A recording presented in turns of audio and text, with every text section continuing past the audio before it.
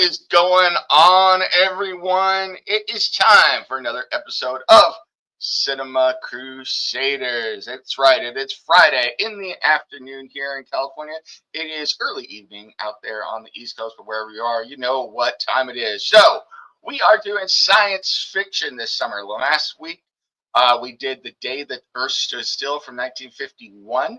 We are jumping forward about 43 years to 1994 to do a retro review of a movie based on a book from Robert Heinlen. I've never read the book. So this was me going in cold. But before we get to it, before I introduce to it everything, I need to introduce my co-host for Cinema Crusaders. He is the man who recommended this movie. I'm talking about none other than Steve Straight Wing Sellers. How you doing, Steve? Doing pretty good. I will say, like, I hadn't seen this movie either before, and I hadn't read the book either, but I am a huge Heinlein fan based on other things that he's written. And I was kind of curious to see how well this one was adapted. I had a couple of possibilities that I really thought about, like Predestination, which is really, really weird. But I think this one is a little bit more mainstream oriented in a lot of his ways. This was based on one of his novels from like the earlier part of his career, before he kind of went out on the deep end, as it were. And I was kind of curious to see, how well it would be adapted. And it's kind of a mixed bag. It's like, as an adaptation, the studios really kind of messed with it. But what we got out of it actually wasn't too bad. I mean, considering what they had to work with. Mm-hmm. I will say, the cast in this movie is absolutely fantastic. We're going to talk about the cast in a minute, but quite a few people I recognize from being in other movies. So, and when we get to that, we can talk a little bit about it. But yeah, this movie was interesting to me. It reminded me of another Donald Sutherland movie from the 70s, which was a remake. That's a little tease for everybody because since Jeff's not here, if Jeff doesn't pick a movie for next week, I will be picking this movie. I will announce it at the end. So, but yeah, it reminded me of another Donald That's what Sutherland. I'm thinking of. That sounds like fun. I would have considered that one too. Yeah, Donald Sutherland science fiction movie. You probably know what I'm talking about. Yeah, I'm pretty sure. So this movie, anyway, is called The Puppet Masters. Make sure you put the S on the end if you're searching for it online. It is available for free on Amazon Prime right now, so you can go check it out. You can also find it to rent on YouTube, but not that we are suggesting this, but there are some people who have the whole movie on their channel for free on YouTube as well, so you can watch it that way. So go check it out. If you leave the S off though, there is a series of horror movies called The Puppet Master, which you will find instead. So the S is very important, folks, just like in Superman. Yeah. They can't spell Heinlein where the anything really. Yeah, it stands for hope. So anyway, yeah, of course. We don't want to go down that line.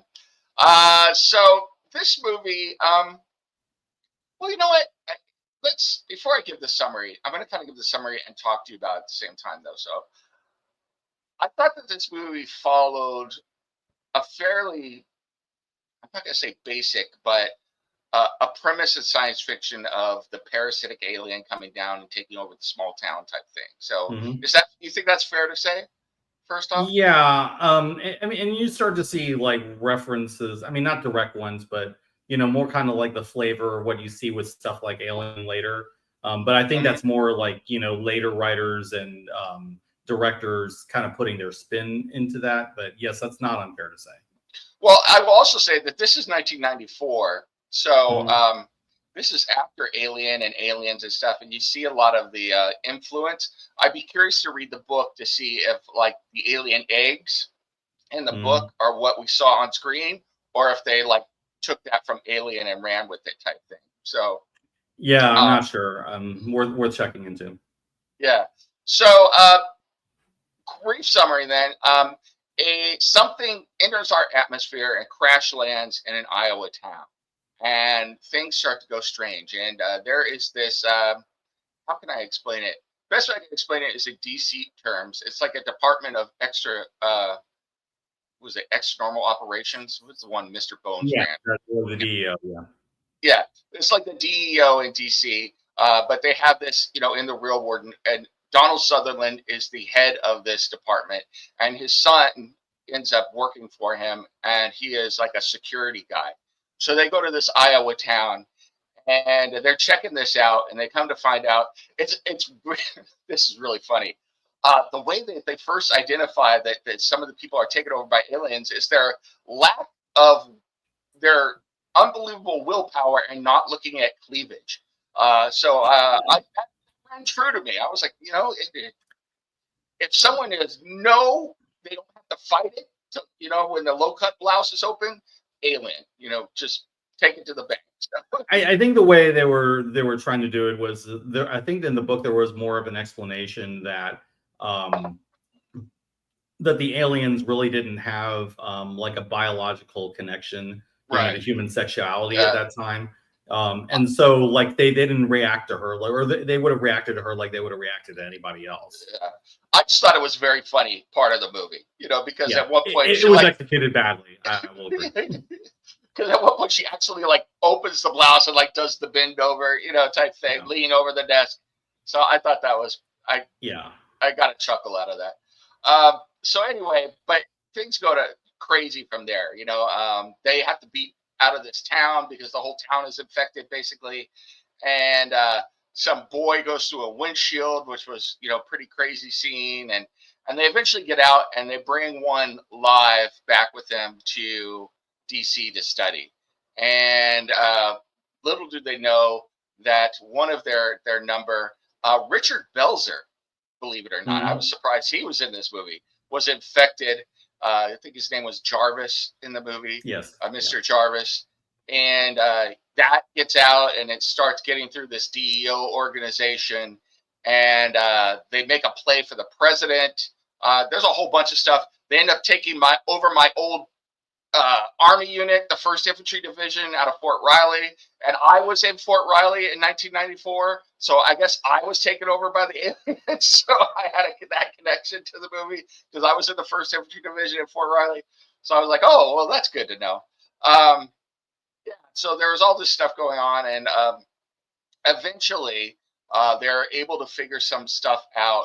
One particular scientist figures out how to send out like a masking signal to make it seem like the people are infected. Funny thing, that scientist was also Coach Yost in Remember the Titans. So he's the one who plays that scientist. So there, like I said, this movie is full of characters. Yeah. The female lead in here was the love interest for Chris Farley and Tommy Boy. So she was in that movie. But anyway, they Keith go David. into. Let's not forget, the man, the myth, the legend, Anvil Anderson himself. Keith David is an awesome guy. He ends up going in with the rescue mission and then just gets done absolutely dirty at the end, which is typical for Keith David. Keith David characters, as a general rule, they don't survive and they usually die badly. Not all the time, but a lot of the time. Anderson is a rare exception. Yeah, he is the Sean Bean before his time. He's the Black Sean Bean, so of Hollywood. Him and Sean Bean get together, you should probably leave the restaurant. So that's just a suggestion. And so anyway, the leads end up finding out that you could kill these creatures with encephalitis. They get this boy out that has encephalitis because the creatures, unlike us, we are 5% brain mass. Our 5% of our mass of our body is brain tissue. The alien creatures are 60%, so they die of encephalitis very, very quickly. So our saving grace is that we're not as smart as the aliens, evidently. But yes, they weaponize the encephalitis, and then of course, once again, I don't know if this is in the book or if this was just a movie thing, but once they killed all these creatures with the encephalitis, I knew there had to be a twist. A, because it's Hollywood. B, because it's the 90s. And C, because there were still 10 minutes left of the movie. And so, spoiler alert, everyone, Donald Sutherland was going down to look at the wrecked craft, and there was exactly one alien creature left that got on Donald Sutherland, and we have a showdown between father and son, and the father is like, "Can you really shoot your father?" And the son made it quite clear how he felt about his father growing up. So, when the alien know this though, yeah, it was so patently obvious that they were doing this. Number one, it's like up to this point, Donald Sutherland has been the smartest guy in the movie. He is right, by far. He has made a lot of smart decisions. He has stayed out, of harm's way quite sensibly throughout most of the movie, right, and that is Heinlein. And then you get him over here where it's like, yeah, I have to see this thing for myself. And then there's a convenient cave in, and then yeah, suddenly nobody notices that he's not using his cane to walk out when yeah. he's been using his cane, and he's been visibly struggling to walk with a cane the entire movie. Nobody notices this, including his own son. I'm Which like, is why, bull crap. I'm leaning on the thought that this wasn't in the original Heinlein book. So, No, I don't think it was. Heinlein's too smart for that. yeah, because earlier in the movie, well, let's wait till we get to the character. So that's the summary of the movie. So what did you think of the summary? What did you think of the plot of the movie? How they, the general plot devices and everything, and then a little bit of, well, we could kick that around a little bit before we get to, we'll go to characters next, I think. So. Yeah.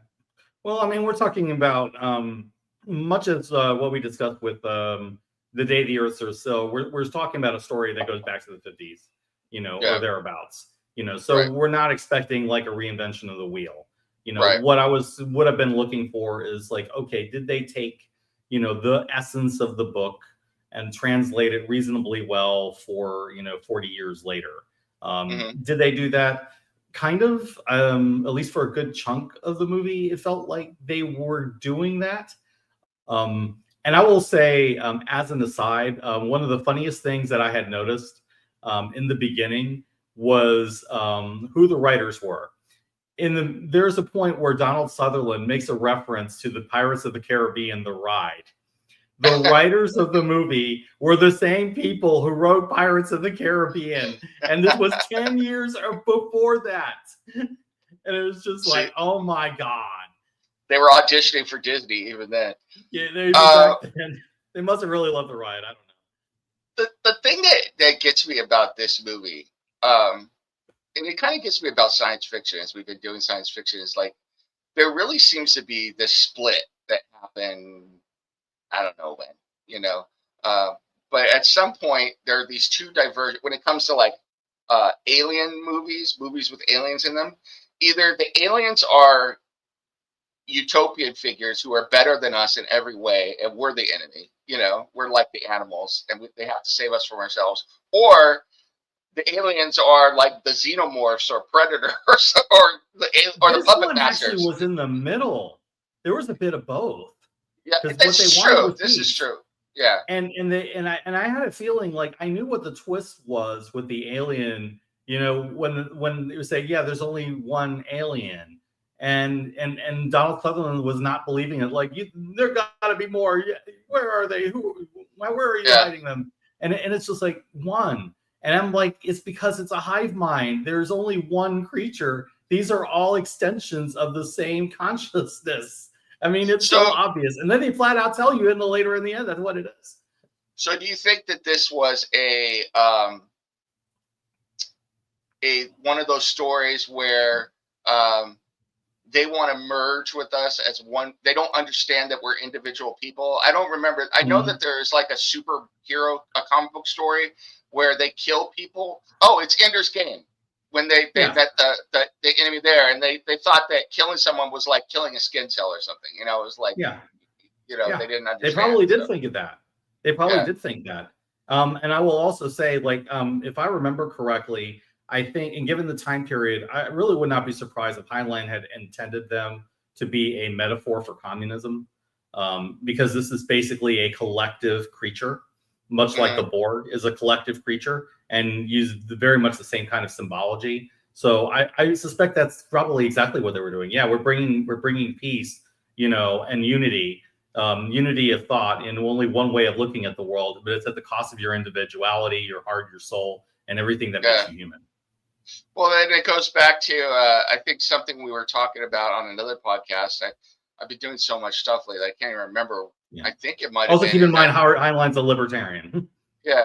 Well, and it's that thing. It's like from an American I mean, it's shared across the Western world specifically, but the world in general. But definitely from an American point of view, it's like sometimes we're standing maybe we'd rather be free and in danger than be part of a collective and safe.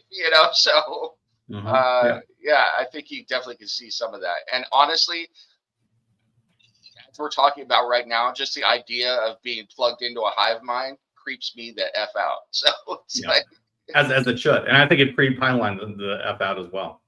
Yeah. So but I know that there are people that would probably be, if not okay with it, resigned to it. This is if they could be secure and safe, so it is what that's actually one of the themes that runs through a lot of Heinlein's work is, the idea that, giving up a little bit of security for safety is dangerous, and he always, and I mean, this is a guy who wrote things like Moon is a Harsh Mistress, dealing with the idea of a rebellion on Earth's moons. He was doing this stuff a lot in the 50s and 60s. Well, you even look at Starship Troopers, I think, the book, not the movie so much. I think people do a gross disservice to that book to say that the the government and everything is fascistic. I think that's too simple an explanation. So, but that's a whole nother discussion. It was a criticism of Eisenhower at the time, if I remember right. Yeah. Okay. So that is the basic plot. And it's some very good science fiction goodness. I'll be honest with you. It reminded me of another movie from the mid 90s that Donald Sutherland was in its tone a little bit, which was Outbreak. I don't know why, but it did. It had a same feel to it. I kind of would like to do that movie sometimes, but I want to get farther away from COVID before we do it. But yeah.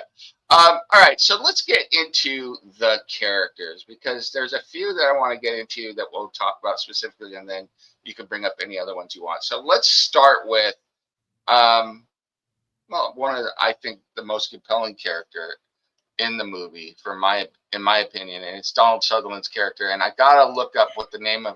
Do you remember the name? Andrew Nivens.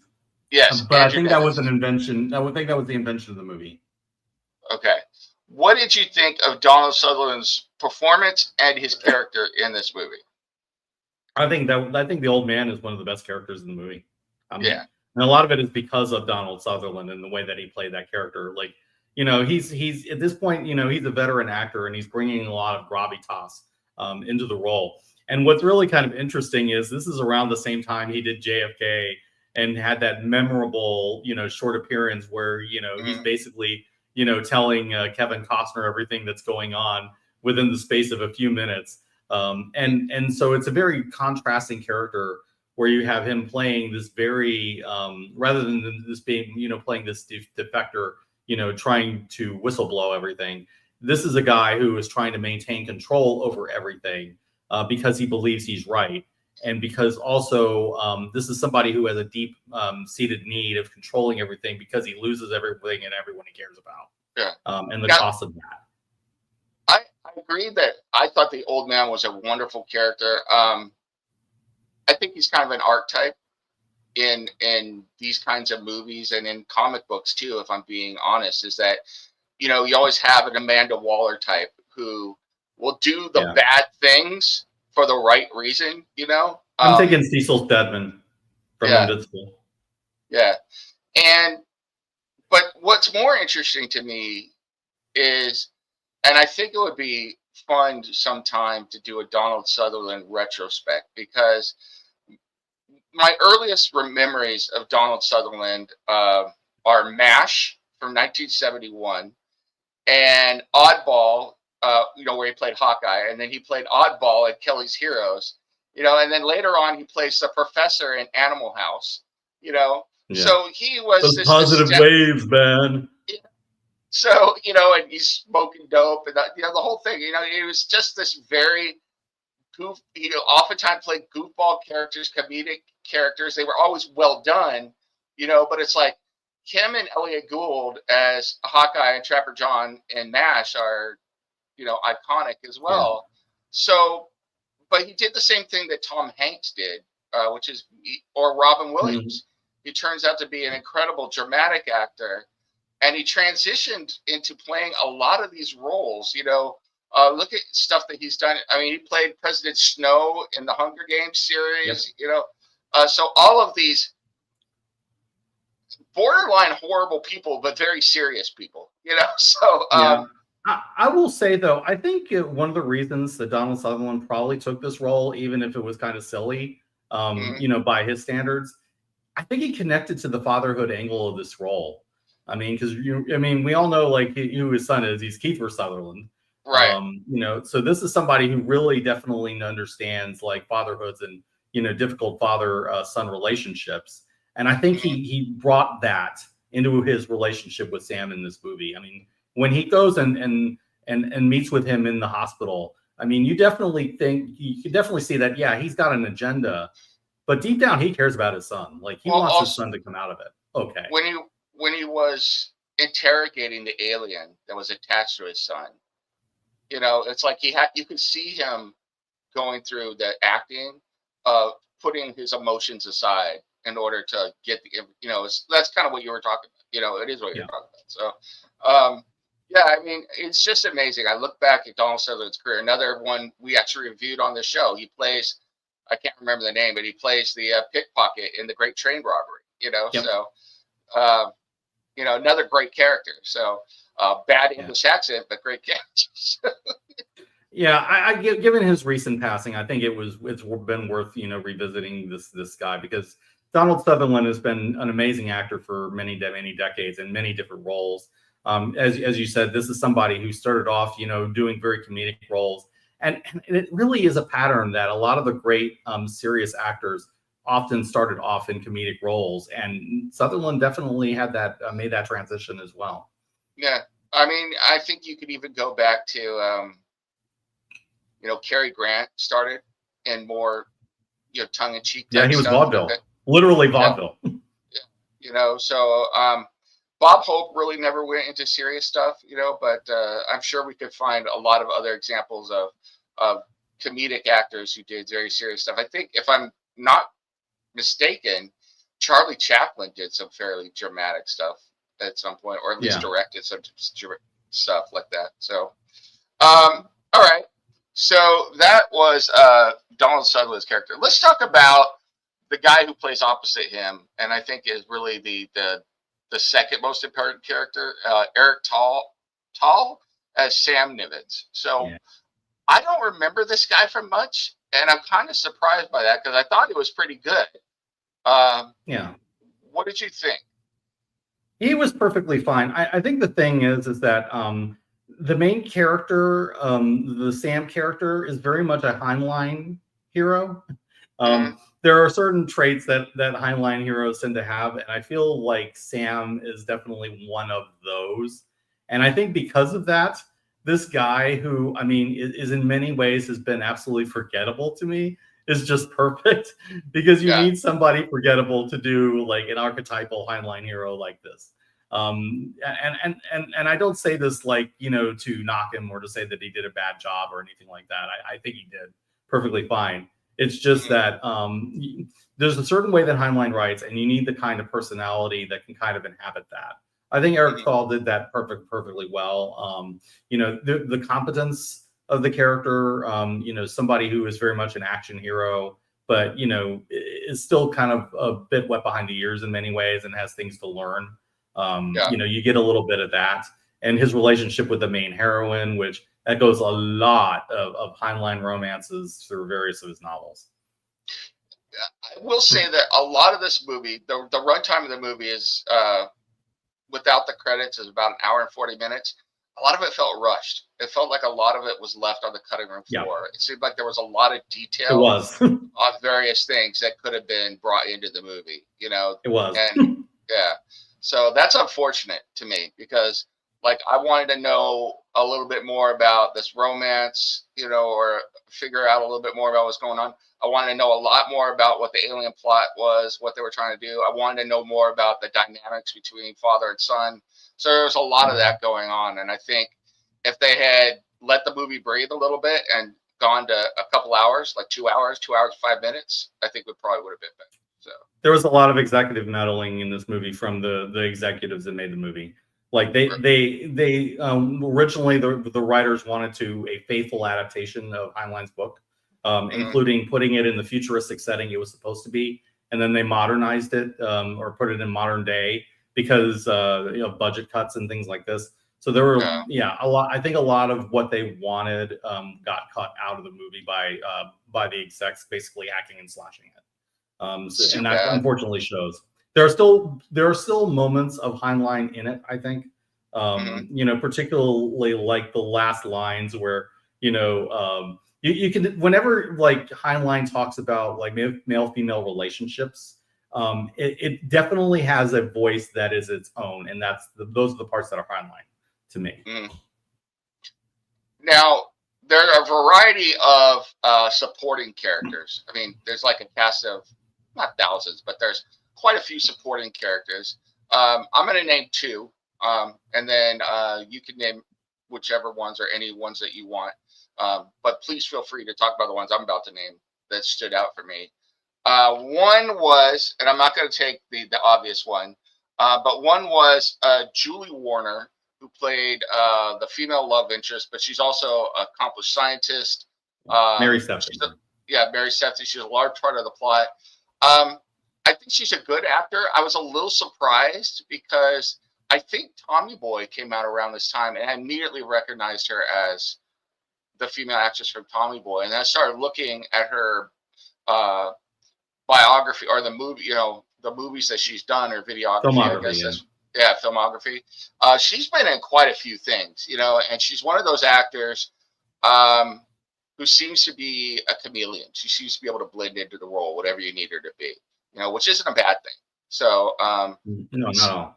Yeah, it's kind of sad. I mean, I like her character in here. I think she's perfectly serviceable. I think that she brought some, how do I say this nicely? She elevated the relationship between her and the forgettable hero a lot, and made it much more likable because she brought the personality to it all. So, and then not everybody can be Lazarus Long, but the other person I want to mention, and now I have lost him, but the actor who played, I had him up here and I've lost the name. I will find it in a second. But this actor played Coach Yost in Remember the Titans, which I think came out in '99. The guy that played Graves, yeah. And he is a scientist in this movie. And I mean, this guy is just, once again, I'm surprised he's never been a lead actor because he's just a really, really good, solid, accomplished actor. But there's a lot of them like that. It's like, since we've been doing this show, I've been paying attention in TV shows I watch and movies, and I've started to see there is this stable of very, very good professional actors who, for whatever reason, never get the star role. And I think sometimes they're better than the star, but they really, really bring something special to the movie. And I think that even though it's a smaller part, this part where he plays a scientist, I'm going to look it up as soon as I hand it off to you. I think he was very, very good in it. I enjoyed him as a performance. And let me look. I'm sorry that I'm unprepared. Will Patton, that's it. Will Patton played Dr. Graves, and he was in No Way Out, Remember the Titans, The Postman, Gone in 60 Seconds, The Forever Purge. He was in Armageddon. Remember, he was the second to Bruce Willis in that movie. Hold on, I gotta give you all the things. He was in the Punisher movie from 2004. He was in Halloween Ends. He was in the Mothman Prophecies. He's been in several Halloween movies. Probably dying every one of them, but yeah. What else has he been in? I mean, he's been in he was in Desperately Seeking Susan. I don't know if he wants us to say that. Hi, Mike Donnelly, by the way. Yeah. Hey. this up here. Did he send us a comment? Oh, well, hi, Mike Nunley. How you doing? Yeah, he's at Halloween. So he's been in a ton of stuff, but obviously the thing I remember him most for is, Remember the Titans, because I thought that he was so good opposite Denzel Washington in that. So it was nice to see him in this. It's always nice when we see other actors that we recognize in these other things, which was kind of fun how we were doing it. We probably will go back to our previous format at some point as well, where we took an actor and ran with them. So any of the supporting characters that you would want to bring up? We can't go through this and not mention Keith David as Yep. Alex Honnold. The fact that he's named and like almost very close to the real name of the Swamp Thing is like the first point where he's really awesome. But then it's like he just kind of shows up in like the presidential briefing, and he just starts messing around with these scientists, and it's just like, oh my God, this dude, he has so much personality, like in the very brief lines that he's given.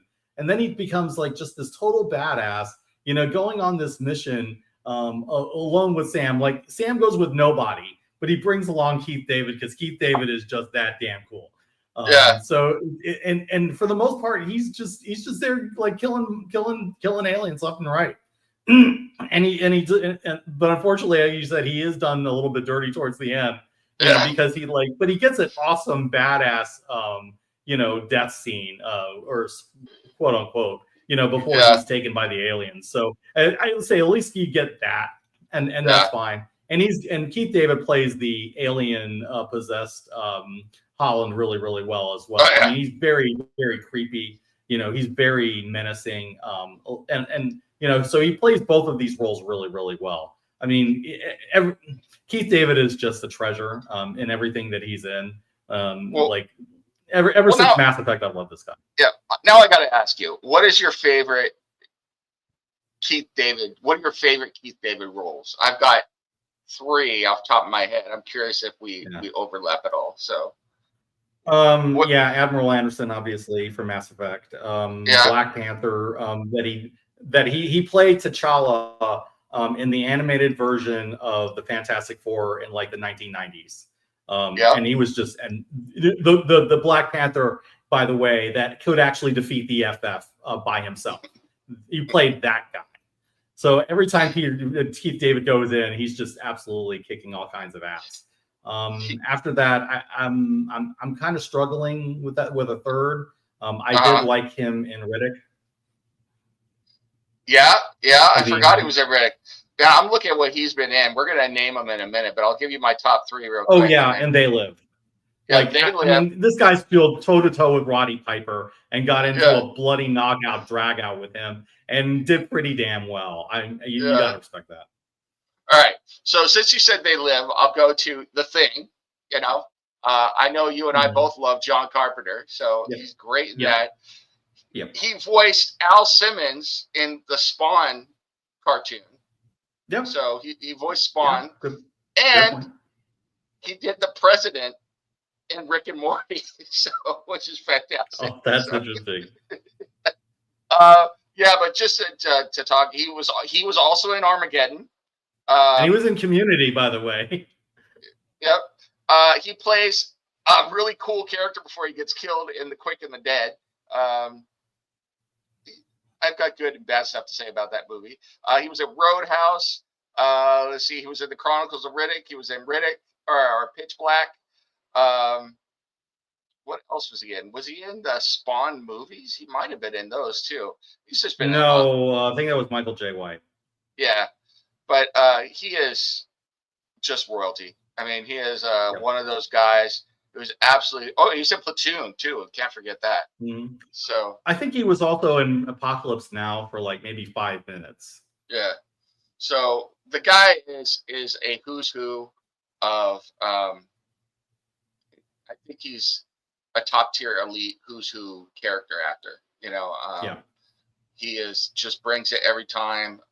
All of his characters are enjoyable. What he brings, and I have to say, he's one of those guys who I think can join Kevin Conroy and Clancy Brown as the definitive voice for an animated character. So He I is don't my think we. definitive Black Panther. I know a lot of people are going to say Chadwick Boseman, and this Yeah. is heresy to these people, but Keith David, in my view, is better than him. See, for me, it's Spawn, but yeah, I mean, it's just when I hear him doing Spawn, just like I hear the guys who played the Violator, and then I'm forgetting the other guy real quick, but the voices are just iconic, you know. Yeah. So yeah, he's actually the definitive voice of two major Black superheroes. yeah, I mean, he's amazing. He's really, really good. I also think one last thing before we go, I want to give a shout out to. Hold on, I gotta go back. There was one more person I want to give. Oh, Richard Belzer. So this guy, he is a comedian. If you're not familiar with his work, he has a very small part in this movie, but I think he's good in it. He makes a lot of cameo and small part roles in movies, but the movies he's been in, like he was in Scarface. I mean, he's in all of these really great movies, basically playing the same person every time. So it's pretty funny. That's all you need. Yeah, and he's a really funny guy, like his stand-up and everything, but he always plays very serious, straight-laced, dare I say, almost mafia-esque type characters. So yeah, and I will say, like in this movie, it's like that this guy was brought in, from the very beginning, this guy was brought in to be the guy that the aliens take over and kill, just to set the ball in motion, because he does nothing of note at all until that point. If you had taken off his shirt before he got infected, you would see he would have had a red shirt on underneath. So, it's and then you would have no movie. Yes. Yeah. All right. Let's get to the actual production value of the movie. And I'm going to kick it over to you first. But before I do, fair shout out to everybody. This is a movie from the 1990s. I don't think the production value was bad. I mean, it doesn't look like a badly made 1990s movie. It looks like a 1990s movie. So I'll say that up front. What did you think of the production value of the movie? Did anything stand out? Was anything particularly bad? What did you think of visual? Wherever you want to go with this. So. Yeah, I will say I think that I'm going to agree with you. I think that this is a very 90s movie, and in all the ways that matters. You can sort of tell that they didn't have the budget to do what they wanted to do, and they had to kind of be clever with the way that they used their budget. And especially, but I think for that, I think they did a good job with the aliens, or at least making the aliens. It does get very, very creepy, especially when you start taking off their shirts, and you kind of see like the parasites running along their backs, and it doesn't look Gagarin, but at the same time, it does look creepy. It does look weird. It does look like this weird biologically designed shape. So, I mean, credit for that. But like, the spaceship, deep in the spaceship, you could definitely tell that somebody was like, yeah, we can't afford that. So you get to go through this weird film to try to get into this weird egg-like film to try to get inside the spaceship, and then it just looks like a really, cheap set for the most part, which is kind of a shame. But I think I think this is a movie that kind of worked along, kind of worked through its limitations. But it's not so bad that it takes you out of the movie. I think one of the things I'll say about this movie, first off, is that location scouting. I think that part of this movie could have been so much better with better location scouting. I was kind of reading up a little on this movie after I finished watching it, and they filmed it all in Fresno. If you've never been to Fresno, Fresno is a very, I don't want to say boring. It's a very just normal Southern or Northern California city, or it's up there. And this movie is supposed to take place in Iowa, around the Des Moines area eventually, which has a very distinctive look. It's beautiful. And I think that if you really wanted to bring more of that Iowa feel to it, it would have been interesting to do it. But back then, most movies weren't filmed on locations like that, unless it was a really big budget film, so that was one thing. They didn't have the budget. Yeah. And we're going to talk about that in a second. The second thing is I thought that the practical effects were perfectly fine.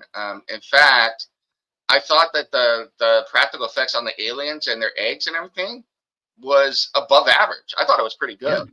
You know, when they had them attaching to the people and everything, I thought those were great prosthetics that they had and great camera work. So for not spending a whole lot of money, I thought that the movie, from a visual effects standpoint, was pretty darn good. What do you think about that? They knew where to spend their money. I think you had a director who knew, like, okay, it's not necessarily important that the spaceship look all that great, but it is important that the aliens look believable. Mm-hmm. So I think that's where they focused it, and I think he was right to do it that way. Now, there's one other thing. If I suspend disbelief, and I'm curious what you'll say about this. There's a part at the end where they go underground and they're going into like basically the alien hive, and they're going Mm-hmm. through these structures. I want to say it's a vaguely xenomorph like from Aliens, with some of the stuff that's in there and everything. I think this movie kind of borrows a lot from that without ripping it off. The problem is I've seen all of this before. First of all, I've got many decades of watching these movies. That's number one. Number two, I have to be so invested in the movie that I suspend disbelief and don't notice that this is all a set made out of concrete and stuff, and cardboard on a soundstage. Which, Mm-hmm. if I can't suspend disbelief, I look at it and I see, oh look, there's some colored, water, and there's a non-Newtonian liquid, and there's a it was like so. Um, Cheap plaster falling from the sky. Yeah. yeah. So what do you think about that? Like that? Do you think that it's just us being jaded as having seen so much, or do you think that the set design could have been better? It probably could have been better, but I think they know that. Yeah. Again, it's like, okay, we're gonna make the best movie we can make, given the severe limitations that we're under. I think it's Hmm. amazing. It's as good as it is.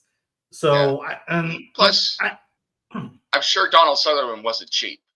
So no, yeah, I'm sure he's not. I don't think Keith David is that cheap either. yeah.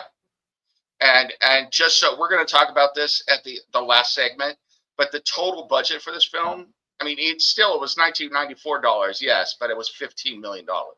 So Yeah. that was the total budget for the movie. So, Hmm. and you got to figure, I don't think there were many $1 million actors here, but you're probably blowing $1.5 million, 1.6 million just on Keith David and Donald Sutherland. So, Probably, yeah. yeah. All right. Let's see. Last thing I want to do is, what did you think of the actual physical stunt work? Because there's quite a bit of it in this movie. Quite a bit of Um, fighting and other stuff like that. Then there's one other person I want to mention to you. So, I'm going to. It's a little complicated, and I'm going to let you deal with this because I think this is more in your line of work, shall we say. mhm. But I kind of felt like some of the military movements and some of the shooting didn't look believable to me. Like some of it looked kind of goofy looking. Like I'm just like, who would shoot a gun this way? And you're nodding in agreement with me, which means I'm right. Okay, got you with that. Yeah, so that's kind of my main issue that I had with it. There's When some you good hold, like stunt work. Hmm? go ahead, go ahead. Yeah, yeah. I like the fight with Keith David. I thought that was enjoyable. Like there are real stakes to that. He brought Mhm. real physicality to this. When you start getting into melee, I'm like, okay, yeah, this is a fight. I like this. And some of the stuff, I think with the whole, we have to save the president, sort of thing. I'm like, it's cheap and it's goofy. It's 90s kind of stuff. It's like you can tell this is X-Files period of time, Yeah, and it has that look. But for what it is, it was perfectly fun, even if it looked a little goofy in that way. But I think what really the thing that most took me out of it was just like the shooting and the type of shooting. I'm like, nobody fires a gun this way. I don't own a gun, and I know nobody shoots like this. I will say this. You're absolutely right. Anybody who holds on to the pistol grip of an M16 or an MP4 or anything like that, and just starts firing like this, you're going to hit exactly two things: jack and shit. So you can't control anything. You're not going to hit anything. It's ridiculous. In fact, depending on what kind of weapon you're using and how good your grip is, it might just go out of your hand, because they're firing on. Not only are they firing like this, they were firing on full auto. Which is hard to control when you have two hands and you're actually controlling the weapon. You can't hit a whole lot after the first 2 or 3 rounds on full auto either, which is why most M16s went to 3-round bursts, because. So yeah, there's definitely that. I agree with you on the melee fighting. I thought that was perfectly acceptable. I mean, it was a little Fall Guy-ish to me. It still had some of that 80s feel to it, but it was fine. It had Pete David in it, being a heavy, 80s style is perfectly good for that. Yeah. Whoever the stunt director is loves stair falls. There are so many people thrown downstairs in this movie. It's not even funny. It became a cliche. You could probably do a stairfall drinking game in this movie and get drunk, before the end of the movie. So that's pretty funny. If you signed up to be a stuntman on this movie, you better be prepared to have your ass thrown down some stairs. That's all I'm going to say. As far as the military itself, the way they moved and everything, man, it was not good. In fact, who is the actor? I'm sure you recognize the guy who played the division commander, the 1st Infantry Division, the Army commander. He's got a very recognizable. He's got a very hateable face. So he's been in a lot of stuff. It's a very punchable face. Yeah. But yeah, they just didn't there was a time when there were 2 soldiers going through a barn trying to clear it, and they're just kind of sitting there watching as the aliens take them over. They don't even try and cover each other or anything. So it was not very believable. And it's very disappointing because of the last guy I want to bring up before we do our final segment. The military advisor on this movie also made a cameo in the movie. He makes a cameo in all sorts of movies. He's been on several Donald Sutherland movies, as a matter of fact. He's a former Army officer. He's a big-time Hollywood guy, along with the late R. Lee Ermey, Dale Dye. And when they come down in the helicopter to take the people off the roof, he's the one that is telling the girl to come up and firing the gun and everything. That's Dale Dye. Yeah. If you go back and watch Outbreak, he's the lieutenant colonel that the Donald Sutherland fires or gives such a hard time to all through the movie in Outbreak. Yeah. So I will say one thing as far as that guy in that moment. They kind of sort of wasted a shot at really kind of building tension, because my sort of thinking is, how do we know these guys are not aliens? How do we know that the aliens are not in control of these guys? Yeah. And nobody even checked. They're not exposing themselves, showing that they don't have the aliens on. So it's and you guys are just trusting him not to take you straight to the alien camp. But very, very, very, very silly. If we ever do Outbreak, or any of the other movies that Dale Dye, because he's been in, he has made quite a handsome career out of being the military advisor and making cameo appearances in all sorts of movies. And I have very mixed feelings about him, because I respect his service quite a bit. He was really amazing. I think that he's got a lot of good ideas, but I think he's also given cover for a lot of movies that do a lot of the military kind of dirty. And I think Outbreak is another one of those movies where it's the military is doing stuff that the military would never do. So, so it's I don't know if he's there and he's just taking a paycheck, or if he's getting overridden by executives and stuff. I don't know, so it could be any of that stuff. But yeah, he's been around a long time. Same way with R. Lee Ermey. But if I had to compare the two, I have to give it to R. Lee Ermey. Especially with Full Metal Jacket. I mean, he wouldn't do that role as the gunnery sergeant without, having permission to go full in on it. And the fact that was all one take, I mean, he's a drill sergeant, you could tell. I mean, he was a drill sergeant, and I'm just I don't think Ermey was acting through any of that. I think this is the routine that he went into when he was a drill sergeant in the Marines. I don't think any of that is an act. I think this is who he was. And I will tell you, in pure honesty, it's something that it is a skill. I don't know that it's a good skill, but I myself have had people lined up going through stuff, and it's like you learn the buttons to push. I like had short story. I had a group of cadets who smuggled some food in during basic training, and they weren't supposed to. And so I found it on inspection. So I got them all lined up on the wall, and I wanted to drill into them that they've got to, that they're held to a higher standard, all this other stuff. But anyway, I just start pushing the buttons about how their inability to have discipline is going to get some kid killed, and they're going to have to write a letter home one day. And it's like pretty soon the tears start to flow, and it's like you just know what, and it's like the words just start to come out of your mouth, and it's like the part where our leader is like, "Well, thank you very much. Can I be in charge for a minute?" It's like. Honestly, I think you can watch like the first 20 minutes of Full Metal Jacket just for Arlie Ermy and turn the rest of the movie off, and you'd be fine. Oh yeah, I think it's a great movie, but that is by far the funniest part of the movie.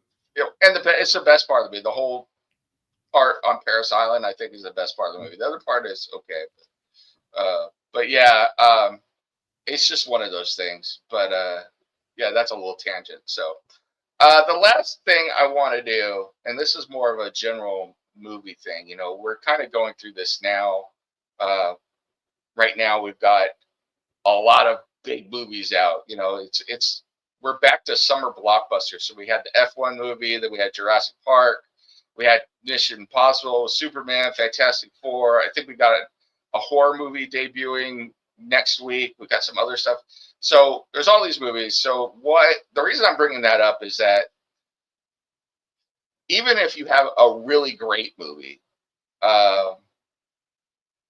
sometimes timing and the title and advertising are more important to your movie's success or failure than the movie itself. So this movie, and I say that to say this movie had a budget of $15 million, and it made $8 million at the box office. And one of the things I'm going to bring up is, I brought it up at the beginning, is this movie is The Puppet Masters. And it's supposed to be a science fiction movie that you're trying to see.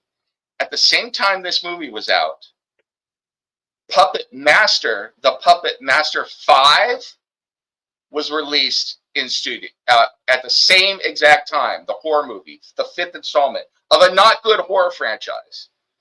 Maybe you should try and wait. What do you think about that? Yeah, it's kind of unfortunate. I mean, there's brand confusion, which I don't think helped. It is a very niche sort of book that they were adapting. And unless you were a fan of the book, I don't think it's very likely you would be seeing the movie really on its own, unless you really love Donald Sutherland, which, maybe there are people like that. And, I certainly wouldn't complain about that. But yeah, it's just, it's like you have like really good writers that were hamstrung by the execs, and all this other stuff going on. Like it just seems like this was a movie was like pushing a boulder uphill, I think, for the people involved. Yeah. Well, that's the other thing I'm going to say. So this movie was released in October, so it wasn't a summer movie, but it was competing against, and I'm going to read off these movies that it competed against around the same time. And you tell me what your thoughts are after I tell you these movies. In the Mouth of Madness. Oh. Pulp Fiction. Oh. Interview with the Vampire. No Escape. The Crow. Natural Born Killers. And Ace Ventura: Pet Detective all came out within a month of this movie. That crushes my soul. There are so many really, really great movies, and it's like, this movie was good, but is it Pulp Fiction good? Is it In the Mouth of Madness good? No. Yeah. No, and it's not their fault. I don't think. I think they did the best job they could with the material they had, but that timing is horrible. Yeah. And that's just a partial list of movies from 1994. I mean, it is a not only that, you had the third Naked Gun, which was okay. You had Stargate. You had Natural Born Killers, Maverick. What else? Oh, you had a Star Trek movie come out around the same time. Which one was it? Yeah, one of the Star Trek Generations came out. Which is going to take some of People the science saw it. fiction. I saw it. I would have rather seen the Puppet Masters than Yeah. Generations.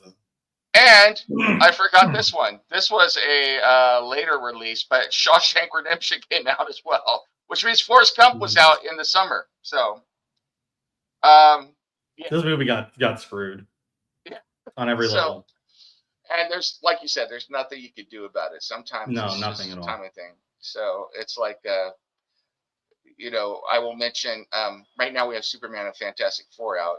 It's probably not ideal that Fantastic Four came out 2 weeks after Superman for either movie, to be honest with you. But I don't think that anybody was sitting there planning, going, "We're going to screw these people over," or anything. It just happened that way. So. Yeah, I mean, not everything can be Barbenheimer. Yeah. Yeah. So, all right. So that was our review of the Puppet Masters. I want to say thank you to everybody who is watching. We have 30 concurrent views right now.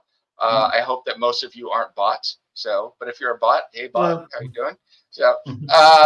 So, tentatively, unless we hear different, I will say that I would like to do next week a movie from 1978 starring Donald Sutherland. It is a remake.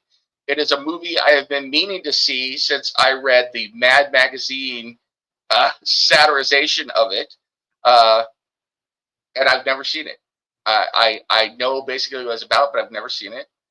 It is the Donald Sutherland starring in the Invasion of the Body Snatchers. So yeah, that's what I thought. Yeah. Yeah. And I will say, like, you mainly remember, like, the only thing that I really know about it is the meme of Donald Sutherland going, "Ooh." Yeah. Well, and of course the Mad Max or the Mad Magazine version, of course they had like the eggs, or whatever they grow in, and then there were like half naked women coming out of this stuff. So it was Mad Magazine. So to an 8-year-old I did consider that movie, I will say. So I'm glad you picked it. Yeah, so I'm looking forward to that. I'm looking forward to seeing it for the first time. I've been wanting to watch it for a long time, and I haven't. So it's time to rectify that, and I think it'd be a good one to cover for our science fiction summer here. So we will be doing that next, and then we'll get back to more science fiction, and then I think we're going to do this till September, like mid-September or something, and then I would like for us to go straight into horror through October. So we're going to do some horror movies, and we'll do a loose interpretation of horror. So, but I'll be curious to see where we go from there, because I know that you're not a huge horror fan, but you've seen quite a few. So, yeah, there was a long time I didn't see very much horror at all. I didn't think it was my thing. I gradually did, after a while, start getting into it a bit more. I would not consider myself a horror fan the way that like you or Mike Nunnally are. Yeah. But I would say I'm at least solidly in there. Well, not like into Halloween Part 9 or anything like that. Like I'm not going to be that obsessive. I will say that I have recently read the book. I bought it and read the book that John Carpenter's Vampires is based on. And so nice. I would very much like to do John Carpenter's Vampires. Didn't we already cover that? Did we? Yeah, you're right. You're right. Did. Yeah, we did. But we both know you and I are not fans of John Carpenter at all. So, Oh, not in the least, no. And it's not like I have an idea for a John Carpenter movie that I would like to do at some point. But we'll get into that. I would also like to go. I think I would like to go back and do an older horror movie. But the problem is watching the older horror movies now. Like I went and rewatched House on Haunted Hill with Vincent Price, and now it's just not scary anymore. It's like my whole thing with that movie is like my first time that I watched it was with a riff tracks, including like a song making fun of the movie. So it's like I can't take it seriously, but I love it as camp. Yeah. So so that'll be interesting. So we're gonna be, that is our plan going through the end of October, and then I think after that unless anybody really wants to do holiday movies or musicals, which I know that would be horror again for Steve there. I think I would. That would be my hell. Yeah. I think I would like to get us back to a few months of our regular format, and then see where we go from there. So that's the plan. So thank you everybody for watching this retro review of the Puppet Masters. Make sure you tune in next week for Invasion of the Body Snatchers from 1978. And we will then see where we go from there. You know, what more science fiction are we going to be bringing in? So definitely cool. Lots of different places we could go with it. And, you know, science fiction is always cool. I would love to see science fiction make more of a comeback. So hopefully it does. Otherwise. So, all right. Thank you, everybody. Thank you for watching Cinema Crusaders. I am off to San Diego Comic-Con tomorrow, so I hope you all have a great weekend. And I will see Steve later this weekend. And everybody, have a good one. We're out. Bye, everybody.